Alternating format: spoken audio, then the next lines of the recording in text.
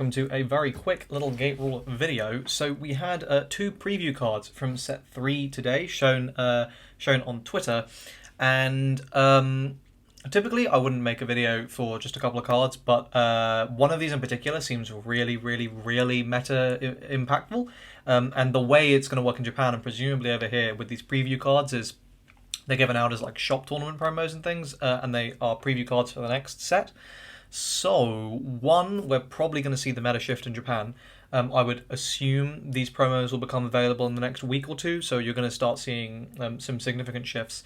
And two, we can expect these to be released in a similar manner over here, so that's something we can be prepared for.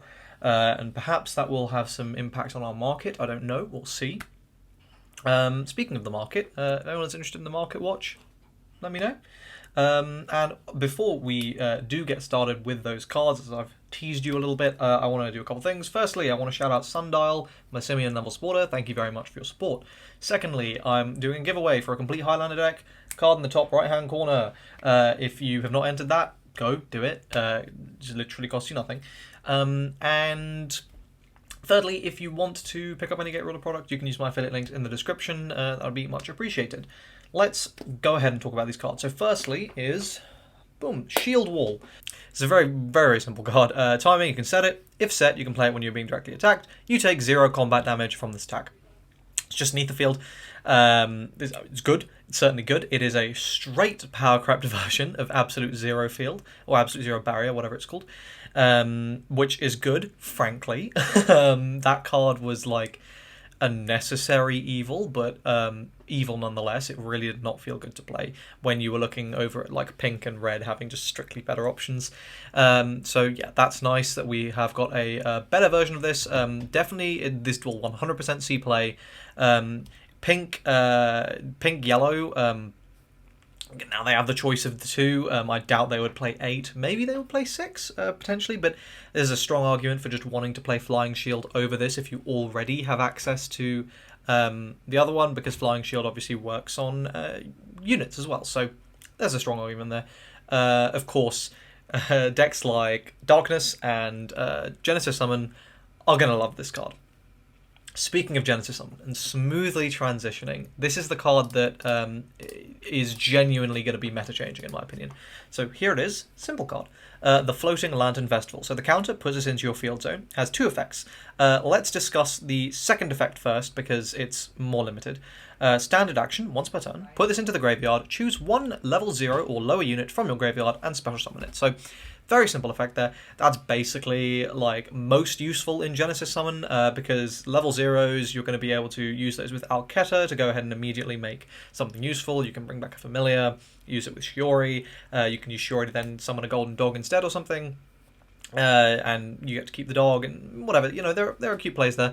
The point is, this is a nice consistency card for Genesis Summon that you would probably want to find a way of including maybe a couple copies.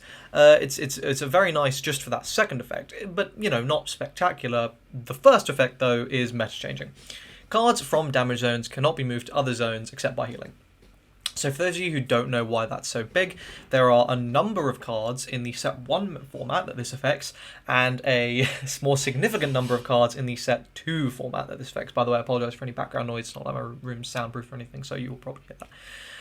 So, let's talk about the set 1 cards. Backpacker, this stops Backpacker. Those of you who've played against it know that that's pretty good. Now, whilst Backpacker has fallen off in set 2 format, it's a lot less useful at the top of the meta. It's still a card that is strong, and you want to sort of, you know, the fact that this outs that is nice. Other cards this deals with in set 1, Cat, Schrodinger's Cat, and Schrodinger's Cat is a lot better in set 2 in the so-called Daru Cat decks, which are widely considered the strongest decks in the format. So the fact that you shut down like really the biggest reason to play that, which is Cat, is huge. But on top of that, this also hard counters a new set 2 card called Flying Spaghetti Monster. Anyone who has seen a pink list that is updated to set 2 will see a Flying Spaghetti Monster in that list because the card is ridiculous.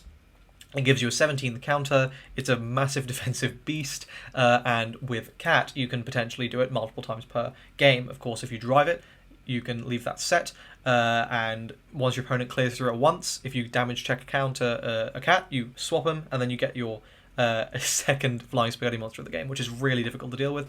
So that's one reason. Of course, cat is run for other reasons as well, but flying spaghetti monster is a really nice piece of synergy. We also saw with Space Kraken, a recently revealed card that swaps 2 cards from drop and damage as its overdrive. That's another way to trigger your flying spaghetti monster a second time. So this also shuts that down. This deals with literally, I think, every single method of moving cards out of damage. Like Well of Id is another one. This just hard stops. So Well of Id becomes deal yourself 2 damage, which is obviously not great. Yeah, like a super impactful card. The fact that Genesis Summon kind of wanted to run this anyway, and now it has this second effect that just hard counters a lot of very powerful cards in the format. By the way, I'm not saying this is going to kill those decks. It's absolutely not. Red Pink will adapt, though I do think it's just going to fall off because you're sort of losing a lot of the reasons you wanted to be playing Red Pink in the first place by like this card being run and existing in the format. So I think we're just going to see people transitioning into yellow pink Daru decks, which sort of were already running out to this card as a part of the compelling package that made you want to run yellow in Forbid, as well as other things. So yeah, like you're probably going to see more of those. But this is going to be a big deal. Genesis Summon was already the strongest Knight deck in Set 2, widely regarded the strongest Knight deck in Set 2. Now it gets this tool, and of course, this is a preview promo, so there will be a period where this is the only stuff from Set 3 we have, because those of you who aren't aware the way the preview cards work, I'm not sure if I already said this, but they are cards from Set 3 that get printed a little bit early. You get to and they change the meta a little bit. What was intended for Set 2 was the Voltona was meant to come out early, which was going to be a big buff for Darkness and make that actually playable rather than the absolute dog shit we're stuck with. It gets a lot better in Set 2, but yeah, so this is big. This is really big. We're going to see Genesis Summoning topping a lot more, I think. We're just going to see red decks in general, like Red Blue Knight, Red Blue Wizard. They're going to be more than happy to play this card. It's just going to counter that deck, like kind of running around, doing things. I think this is an intelligent preview card choice that is 100% going to be meta changing. And yeah. So that's that. Hope you guys found this video useful. Hope you're excited. I know this is not going to affect us for like 4 months, but at least you're aware. If you found this video useful, like the video, subscribe to the channel for more Gate Ruler content. Again, enter my giveaway, pick up some stuff from my affiliate links, and I will see you guys in the next one. Cheers.